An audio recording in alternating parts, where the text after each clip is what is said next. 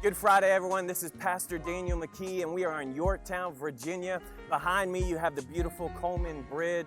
We're going to pick up in our series, part 2 of How to Turn the Tide, Lessons from Samson. Let me ask you a question tonight. What is your current emotional state?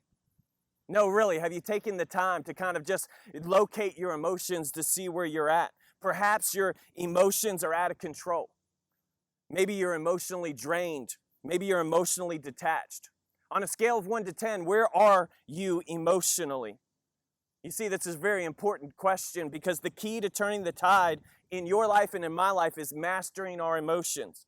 And the key to mastering your emotions is to be honest with yourself. You have to locate where you are. We've been talking about the person of Samson, and Samson had supernatural strength given to him by God, but he forfeited a lot of opportunities. You know why? Because his emotions mastered him, and he didn't learn how to master his emotions. You see, Samson was emotion-driven, not spirit-led. And God calls us to be spirit-led. Samson was mastered by 2 primary emotions. First one was anger, and the second one was pride. Once Samson killed 30 men, stripped them of their clothes because he lost a bet. Another time, Samson captured 300 foxes, tied their tails together, put a torch in there, and set them into the crops and destroyed a whole town's livelihood. Samson once killed 1,000 Philistines with a donkey's jawbone. Samson was mastered by the emotion of anger. Samson also had pride issues. He often took credit for his supernatural ability. He thought he was invincible, and he didn't follow God's commands. Maybe you're not mastered by anger or pride, but maybe it's worry, maybe it's anxiety, maybe it's doubt, maybe it's unbelief. What is mastering you? Have you learned to master your emotions? The key to mastering your emotions is to be honest and to move forward in that truth of overcoming your emotions. Emotionally driven behavior leads to spiritual blindness. Emotionally driven behavior leads to spirit blindness. Now listen, in the account of Samson, if you follow it towards the end of his life, he has been captured by the Philistines. He is grinding wheat in prison. His eyes have been gouged out, and he is being used for entertainment. Now, the importance of mastering your emotions is vital in your life because it will lead you to spiritual blindness. My question for you tonight is, what are you missing? What opportunities are you missing because you are being led by your emotions and not by the Spirit of God? So how do you turn the tide? How do you turn from being emotionally led to being Spirit-led? The first one is you need to return to God. We need to come back to God. One of the cool things in the story of Samson is that on occasion, he would have these moments where he turned back to God. In this particular case, in chapter 15 of Judges, verses number 17, prior to this passage, he kills 1,000 Philistines with a donkey's jawbone. And in verse 17, he says, when he finished speaking, he threw away the jawbone. Verse 18, because he was very thirsty, he cried out to the Lord, you have given your servant this great victory.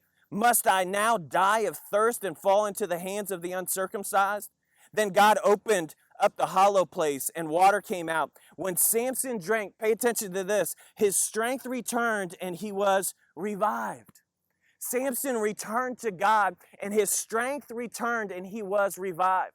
When you are gripped by your emotions and you locate that you've missed the mark, the first thing you need to do is return to God. Paul says it like this in Corinthians, in your weakness he is made strong. And so when we return to Jesus, he strengthens us and revives us, but we need to return to him. So maybe you're struggling with anger. I want to give you an antidote for anger. The antidote for anger is forgiveness. The antidote for anger is forgiveness. The disciples asked Jesus, how many times should we forgive our brother? 7 times? Jesus said, no. 7 times 70. Maybe you're gripped with anger, and maybe today you need to let somebody go. Maybe you need to forgive somebody because that anger is holding you back. It's causing you to go places that you don't want to go. And maybe you're struggling with pride like Samson was struggling with pride. The antidote to pride is asking for help. I need help. If you look at the life of Samson, he was very prideful and never asked for help. Very seldom did he ask for help. And pride gripped him, led him into spiritual blindness. So ask for help, walk in forgiveness, return to God. That's how you turn the tide. I want to finish with this passage in Galatians. It has gripped my heart during this series. It's in Galatians chapter 5, 16 through 18. Says this, "So I say, walk by the Spirit, and you will not gratify the desires of your flesh. For the flesh desires what is contrary to the flesh. They are in conflict with one another, so that you are not to do whatever you want. But if you are led by the Spirit, you are not under the law." Paul goes on to talk about the fruit of the Spirit later on in verse number 22. I'm not going to talk about the flesh. I feel like I've focused on the negative enough in this time of teaching. But in verse number 22, he says this, "But the fruit of the Spirit is love, joy, peace, forbearance, kindness, goodness, faithfulness, gentleness, and self-control.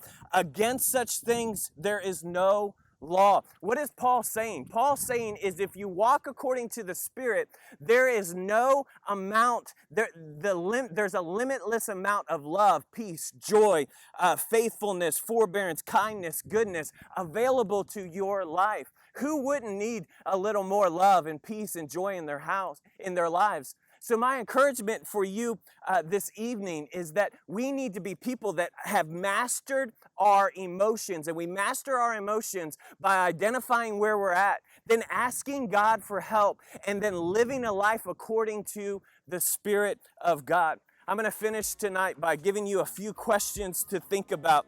First one is this: share a time when you let your emotions get the best of you. What resulted from your emotion-driven actions?